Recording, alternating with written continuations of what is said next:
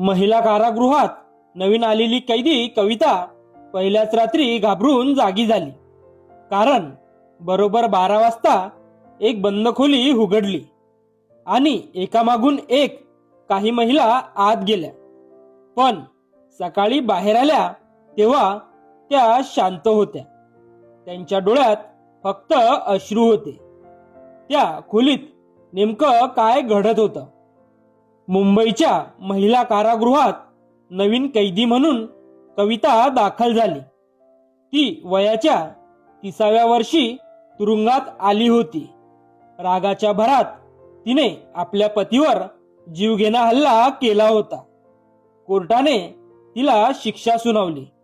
तिला वाटलं तुरुंग म्हणजे मारहाण, शिव्या आणि भीती. पण इथे सगळंच वेगळं होतं. पहिल्या रात्री तिने एक विचित्र गोष्ट पाहिली. रात्री 12 वाजता जेलच्या शेवटच्या टोकाला असलेल्या एका बंद खोलीचा दरवाजा उघडला. जेलरने 4 महिलांची नावं पुकारली. त्या शांतपणे उठल्या. एकमेकींकडे न पाहता त्या खोलीत गेल्या. दरवाजा बंद झाला. आत काय चाललंय? काहीच आवाज नव्हता. सकाळी त्या बाहेर आल्या. त्यांच्या चेहऱ्यावर भीती नव्हती, पण डोळे लाल झाले होते. जणू त्या रात्रभर रडल्या होत्या. कविताने एका कैदीला विचारलं त्या खोलीत काय होतं. ती फक्त एवढंच म्हणाली, तुझी पाळी आली की कळेल. हे ऐकून कविताच्या अंगावर काटा आला.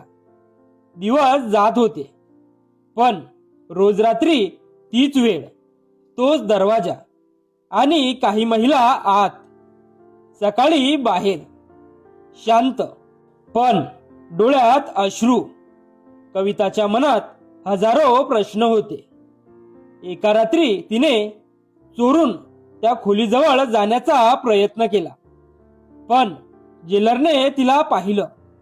तो फक्त हसला. अजून तुझी वेळ आलेली नाही. ते ऐकून तिची भीती आणखी वाढली. 2 आठवड्यांनी रात्री 12 वाजता पहिल्यांदाच तिचं नाव पुकारलं गेलं. तिचे पाय थरथरत होते.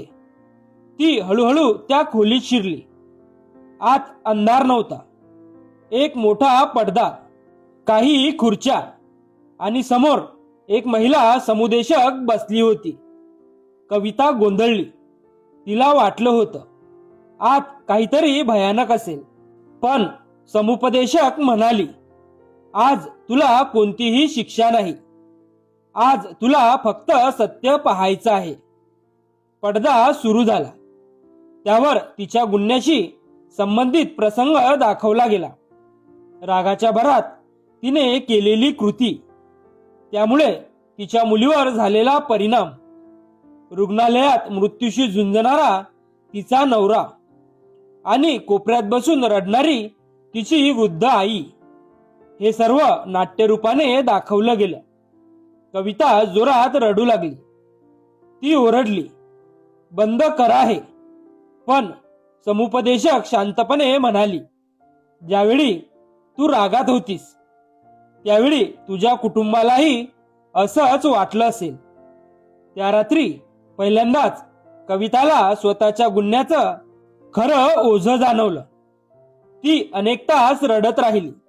दुसऱ्या दिवशी ती बाहेर आली, पण ती कालची कविता नव्हती. ती बदलली होती.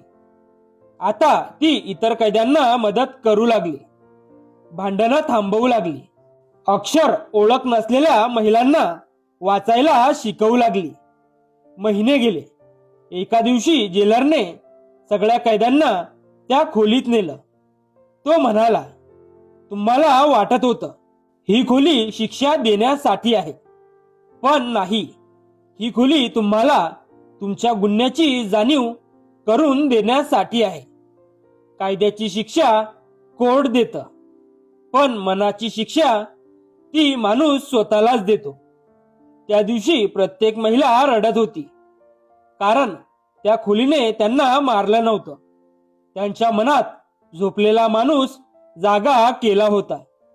काही महिन्यांनी कविता शिक्षेनंतर बाहेर आली. सर्वांना वाटलं ती पुन्हा जुन्या आयुष्यात जाईल, पण तिने वेगळाच निर्णय घेतला. तिने गुन्हेगार महिलांच्या मुलासाठी एक छोटं शिक्षण केंद्र सुरू केलं.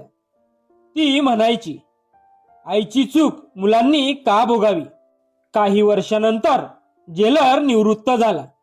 त्याने शेवटच्या दिवशी ती बंद खोली कायमची बंद केली. लोकांनी विचारलं, ही खोली आता का बंद केली. जेलर हसत म्हणाला, खोली बंद झाली आहे, पण तिने बदललेली माणसं आजही समाजात चांगुलपणा पसरवत आहेत. प्रत्येक गुन्हेगार जन्मतः वाईट नसतो. अनेकदा एक चुकीचा निर्णय आयुष्य बदलून टाकतो. खरी शिक्षा तुरुंगाची नसते, तर स्वतःच्या चुकीची जाणीव होणं हीच सर्वात मोठी शिक्षा असते. जर ही कथा तुमच्या मनाला स्पर्श करून गेली असेल तर एक हार्ट नक्की द्या.